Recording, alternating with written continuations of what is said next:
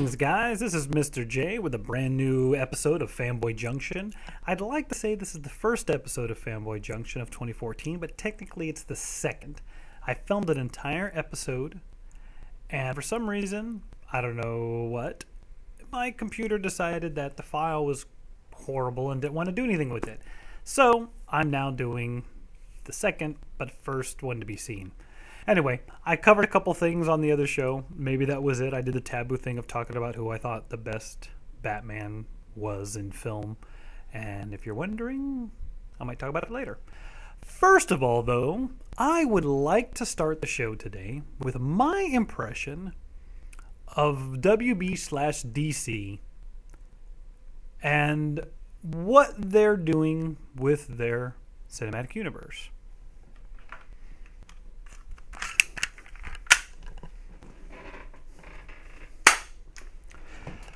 Yep, a year. You delayed the movie for a year. I'm trying to figure out if you just... I have to say this. Someone in DC, WB, must own stock in Marvel Disney. I just cannot believe that this past year Comic-Con they announced a Batman versus Superman movie 2 years from the time they announced it. Not, hey, this is coming out next year. 2 years ahead of time. And on the other side, Marvel says, oh, look at all these movies we've got coming out over the next 2 years. And then on top of that, to then delay said movie that allegedly won the announcement for... I cannot believe that there's that much incompetence there. I mean, there's literally no reason for it.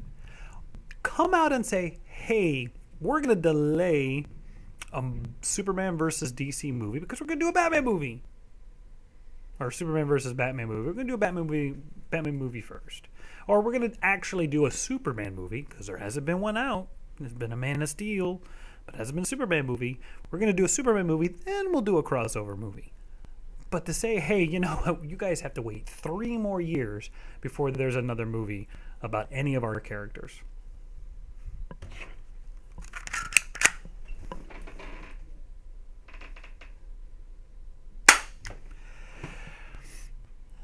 Yeah, pretty much. Anyway, so going back to redoing the episode, one of the big things that I did on the other episode that I'm going to have to do today is for our viewer Nick. For his birthday, I decided to take a question directly from him that he wanted to do. And he asked, what could they do to make the Agents of S.H.I.E.L.D. TV show better? I want to do the quick knee-jerk, answer and just say, I don't know, better writing. But that's a little too simplified. Here's the thing, and this is where I'm just going to try and do this as quickly as possible. I've continued watching it. My wife, unfortunately or fortunately, depending how you want to look at it, fortunate that she's willing to watch, geeky, crazy comic book movie stuff with me, but unfortunate that she actually likes the show. So I've had to continue to watch it. It's not horrible. Again, I talked before. It's a real high bar with how great the Marvel Cinematic Universe is. But I think the biggest thing is that it exists in the Marvel Cinematic Universe. It's a Marvel TV show. So, okay, I understand.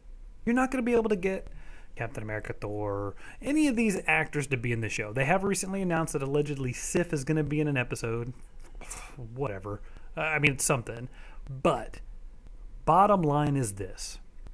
There is not a single Marvel character in that TV show. Let me say that sentence again. The TV show that is based in the Marvel Cinematic Universe does not have a single Marvel character in the show. All right. You want to say, Agent Coulson is a Marvel character? No, he's not. He's not the Marvel character that I want to see. He's not the Marvel character that anybody watching a Marvel show wants to see. It was cute that he was in the movies. I'm not saying anything bad against him. But when I say a Marvel TV show, I want to see a Marvel character. I stopped watching Arrow because I can't stand it. But at least when I watched that show, you had Arrow, and every 2 or 3 episodes, there was a random DC character in there. Huntress, Bronze Tiger, Lady Shiva, Deathstroke, I mean, they were all over the place. I mean, I think they even have a Black Canary in there now. You're telling me Agents of S.H.I.E.L.D., we don't have any Marvel characters in there. You couldn't somehow figure out how to put Moon Knight in there or Mockingbird. Hell, Nick Fury, Agent of S.H.I.E.L.D., the comic book that they've probably taken on, there's a whole supporting cast of S.H.I.E.L.D. agents, and none of them are in the show. It doesn't make any sense. It's like saying, hey, you know what? We're going to do an X-Men show, but none of the X-Men are going to be in it. We're just going to make up new characters. Hey, we're going to do a Justice League movie. Oh, wait, no, we're going to delay it for years and years. You're never going to see it. Anyway, point is that it's a Marvel TV show. You need to have some Marvel characters in there. Not would like, need Marvel characters in there.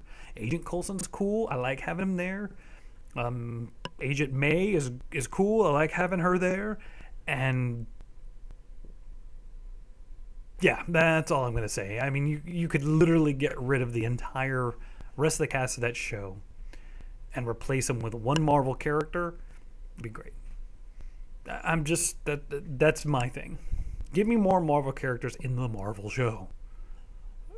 And I'm sorry, there better be a Marvel Cinematic Universe guest star before the end of the season. And Sif doesn't count.